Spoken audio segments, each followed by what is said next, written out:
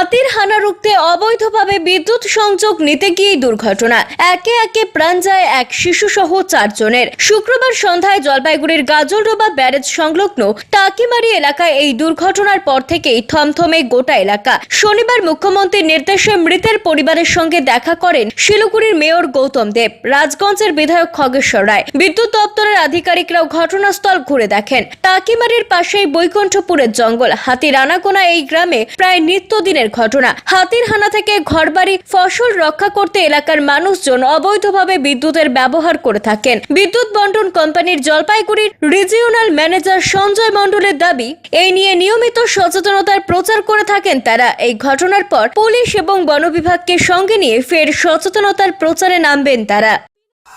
কি বলবেন, একটা ঘটনা ঘটে গেল? না, একটা খুবই দুঃখজনক একটা মর্মান্তিক ঘটনা, কিন্তু এটা আমাদের কাছে যা রিপোর্ট বা আমরা যা দেখতে পাচ্ছি, অবৈধভাবে বিদ্যুৎ ব্যবহারের জন্যই জিনিসটা ঘটেছে। এই ধরনের বিদ্যুৎ ব্যবহার থেকে যদি বিরত থাকে তাহলে এই ধরনের ঘটনাও অ্যাভয়েড করা যাবে। এটা অলরেডি আমরা ফরেস্ট, পুলিশ এবং WBSEDCL বিভিন্ন সময় এটা আমরা অভিযান চালাই এবং আগামী দিনে এই অভিযানটা যাতে আরও জোরদার হয় সেটা চেষ্টা করব। দেখলাম সত্যি মর্মান্তিক ঘটনা যে একই পরিবারে 4 জন মারা গেছে এবং একটা গবাদি পশু মারা গেছে, গাভী মারা গেছে। এবং দেখে খুবই মর্মাহত যে একই পরিবারে 4 জন মারা যায়। এবং গতকাল আমি সান্ত্বনা দিয়ে আসি এবং আজকেও আসলাম এবং আমাদের দেখেছেন যে আজকেও আমাদের শিলিগুড়ি মেয়র এসেছে এবং তার সঙ্গে আমাদের SDO সাহেবও এসেছেন এবং আমাদের এই থানার ওসিও এসেছে। দেখা যাক, আমাদের মেয়র যেটা বললেন যে মুখ্যমন্ত্রীকে এই খবরটা জানাবে এবং নিশ্চয়ই আমিও জানাবো। দেখা যাক এই পরিবারের প্রতি কোনো কিছু করা যায় তার ব্যবস্থা আমরা। ঘটনাটা আমরা জানি যে কি কারণে এই বিষয়টি হয়েছে। আমরা অত্যন্ত দুঃখিত, মর্মাহত। গতকাল মাননীয় মুখ্যমন্ত্রী তিনি আমাকে নির্দেশ দেন যে এই দুর্ঘটনাগ্রস্ত জায়গায় যাবার এবং তারপর রাত্রেবেলায় প্রশাসনের সাথে যোগাযোগ করে সকালবেলাতেই চলে এসেছি এবং তাদের প্রতি ফোনটা বন্ধ রাখো, তাদের প্রতি আমাদের সমবেদনা জানালাম। প্রশাসন থেকে যা যা সাহায্য করা এবং তারা কিছু কথা বলেছেন সেটা আমি মুখ্যমন্ত্রীর কাছে, মাননীয় মুখ্যমন্ত্রীর কাছে পৌঁছে দেব।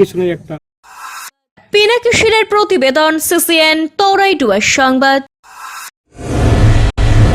স্বাস্থ্য পরিষেবায় অত্যাধুনিক প্রযুক্তির মেলবন্ধন, বিশ্বস্ত নাম মেরিনা মেডিকেল সেন্টার। আমাদের বহির্বিভাগে রয়েছে উন্নত প্রযুক্তির মাধ্যমে সকল প্রকার ইনভেস্টিগেশনের সুব্যবস্থা। জলপাইগুড়ি শহরে প্রথমবার 96 স্লাইসের অত্যাধুনিক সিটি স্ক্যান ছাড়াও USG, colour Doppler, digital X-ray, ECG, EEG সকল পরিষেবা রয়েছে এখানে। একই ছাদের তলায় মিলবে প্যাথোলজি বিভাগ, যেখানে সব ধরনের রক্ত পরীক্ষা, FNAC এবং বায়োপসি করা হয়। এছাড়াও ইকোকার্ডিওগ্রাফি, হলটার মনিটরিং, এন্ডোস্কোপি, কোলোনোস্কোপি এবং NCV পরিষেবাও রয়েছে। আমাদের বহির্বিভাগে রয়েছে বিশেষজ্ঞ ডাক্তারদের chamber, general medicine, general surgeon, gynaecologist, পেডিয়াট্রি, orthopaedic, dermatologist, ENT, neurologist, cardiologist, oncologist, pulmonologist এবং রিউমাটোলজিস্ট বিভাগ। আমাদের পরিষেবার নতুন সংযোজন ডেন্টাল ক্লিনিক। এখানে দাঁতের সব রকম পরিষেবা দেওয়া হয়।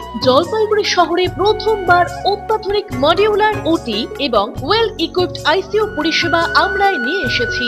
এছাড়াও রয়েছে ডায়ালিসিসের সুব্যবস্থা, 24 ঘন্টা এমার্জেন্সি ও মেডিসিন শপ। আপনার সুস্বাস্থ্য আমাদের অঙ্গীকার। জলপাইগুড়ি জেলায় আমরাই প্রথম নিয়ে আসছি সিমেন্সের উন্নত প্রযুক্তি সম্পন্ন MRI। শুরু হতে চলেছে সেপ্টেম্বর মাস থেকে।